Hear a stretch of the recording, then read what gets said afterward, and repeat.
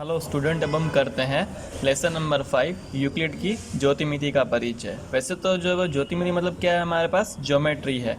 नियम तो बहुत सारे, परंतु यहाँ पे जो यूक्लिड के नियम है, मतलब यूक्लिड जो बता रहे हैं अपने सिद्धांत इस ज्योतिमिति के बारे में, वो हमें जो इस चैप्टर के अंदर पढ़ने हैं। ठीक है, तो देखते हैं हम लोग कि सबसे पहले जो है वो अपने जो यूक्लिड है उन्होंने क्या किया, एक जो वो गणित ग्रंथ बनाया, मतलब एक शास्त्र बनाया है। उसका नाम क्या है, एलिमेंट। ठीक है, एलिमेंट नामक उन्होंने एक प्रसिद्ध ग्रंथ बनाया था और उसके अंदर उन्हें 13 अध्याय में जो है वो इस ज्योतिमिति के बारे में जो है वो परिचय दिया अथवा तो समझाया, ऐसा हम कह सकते हैं। अथवा तो उन्होंने अपना जो वो दृष्टिकोण के बारे में चर्चा की थी। अब मोस्ट इम्पोर्टेंट थिंग कि इसमें से हमको करना क्या है, तो हमको यूक्लिड की जो परिभाषाएं करनी और अभिधारणाएं करनी है। अभिधारणाएं जो मोस्ट इम्पोर्टेंट है, जो 5 है हमारे पास। ठीक है, और एग्ज़ाम में जो उसी 20 क्वेश्चन हमको आएंगे और उसी 20 हमें क्या करना है, साबित करना है। अब जब चैप्टर स्टार्ट करेंगे या समझेंगे उससे पहले जो है वो उन्होंने क्या किया है, अपनी जो पुस्तक है उसमें 13 अध्याय जो दिए उसके अंदर उन्होंने क्या किया है, 1 से 23 परिभाषाएं दी है उस बुक के अंदर, मतलब उस ग्रंथ के अंदर। परंतु हमें यहाँ पे 7 परिभाषाएं जो खाली पढ़नी, आप देख लीजिएगा। ये एकदम सरल है, कोई कठिन नहीं है, लेकिन मैं आपको समझा देता। तो इन्होंने बिंदु के बारे में, रेखा के बारे में, और जो है वो सीधी रेखा के बारे में, फिर जो है वो शिरो बिंदु के बारे में, एक पृष्ठ के किनारे और एक समतल पृष्ठ के बारे में जो उन्होंने समझाया है।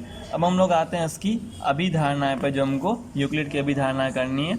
कुल जो कितनी है अभिधारणा हमारे पास, इसकी जो है वो 5 अभिधारणा है। ठीक है, तो हम पहली अभिधारणा पढ़ते हैं। एक बिंदु में एक अन्य बिंदु तक एक सीधी रेखा खींची जा सकती है। ये क्या कहते हैं कि जो भी हमारे पास एक बिंदु है उसमें कोई और, मतलब मान लो एक बिंदु मैंने यहाँ पे ले लिया, तो इसमें जो मैं एक बिंदु से दूसरे बिंदु तक जो रेखा खींचूंगा, जो सीधी लाइन खींचूंगा, वो कितनी होगी, एक ही होगी। या तो एक ही खींची जाए। ऐसे बहुत सारे हम जो है वो इन दोनों बिंदु के साथ जोड़ नहीं सकते। कितनी रेखा आएगी, एक ही रेखा। मान लो दूसरी मैं रेखा लूँगा कुछ इस तरह से, तो वो होगा नहीं। इसलिए दो बिंदु जो है कोई भी है, मान लो ऐसे है कि टेढ़ा है, तो हम उसको जब जोड़ेंगे तो उसके बीच कितनी, एक ही रेखा जो है वो खींची जा सकती है। ऐसा जो है वो यूक्लिड कहते हैं। फिर दूसरा हमारे पास अभिधारणा नंबर 2, वो क्या कहते हैं, एक शांत रेखा को अनिश्चित रूप से बढ़ाया जा सकता है। कि एक शांत रेखा मतलब क्या है, कि मान लें कि हम जो है वो ये एक रेखा, ये ए बी क्या हमारे पास रेखाखंड है। तो ये जो हमारे पास रेखाखंड के साथ शांत, इसमें जो बिंदु, देखो रेखाखंड में क्या अंतर होता है, यहाँ पे डॉट होते हैं, यहाँ पे बिंदु होते हैं। ठीक है, उसको जो है वो स्थिर कर देते हैं हम लोग।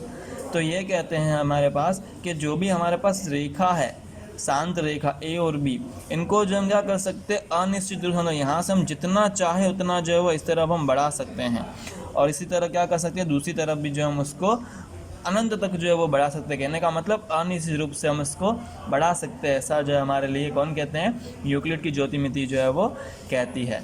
तीसरी जो अभिधारणा नंबर 3, किसी को केंद्र मानकर और किसी त्रिज्या से एक वृत्त खींचा जा सकता है।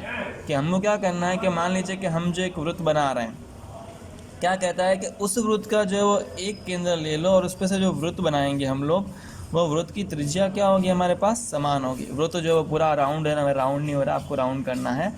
ठीक है, जब बनाओ तब आप थोड़ी बात ध्यान रखिएगा कि आपको पूरा गोल अच्छे से बनाना है, राउंडर की हेल्प से आप बनाना। तो ये जो हमारे पास जो भी केंद्र से हम उसकी वृत्त बना रहे हैं, उस वृत्त की जो वो त्रिज्या क्या होगी, हमारे लिए समान होगी, अथवा तो वो समान त्रिज्या ही होगी। जैसे यहाँ का जो है वो ले लो, ये ओ ले लो, ये ए ले लो, यहाँ पे कोई सी ले लो, तो यहाँ पे जो ओ सी है वो भी क्या होगी, समान होगी।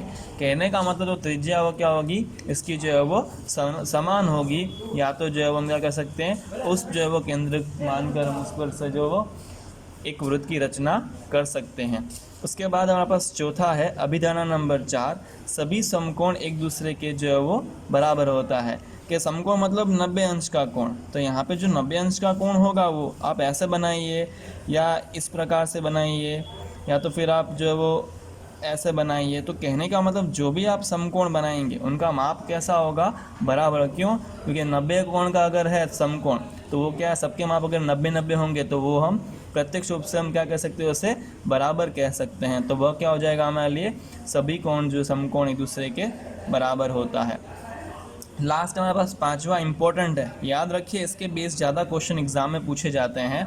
क्या कहता है, यदि एक सीधी रेखा दो सीधी रेखा पर गिरकर अपने एक ही ओर से अंतःकोण इस प्रकार बनाए कि दोनों कोण का योग मिलकर जो है वो समकोण से कम हो, तो वह दोनों सीधी रेखा अनिश्चित रूप से बढ़ाने जाने पर उसे जो है वो एक दूसरे पर क्या होती है, प्रतिच्छेद होती है, जिससे और दोनों योग क्या होते हैं, समकोण से कम होते हैं।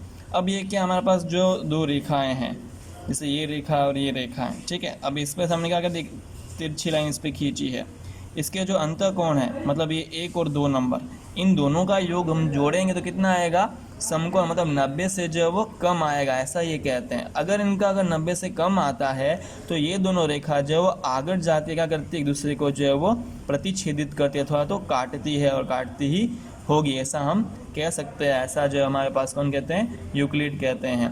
तो ये हम रेखा जो बढ़ाएंगे तो क्या होगी, एक दूसरे को आगे जाके जो है वो प्रतिच्छेद करेगी। कब, कि जब जो है वो इसके अंतःकोण का योग जो वो क्या होगा, समकोण से कम होगा, तभी प्रतिच्छेद, तो प्रतिच्छेद करेगी नहीं।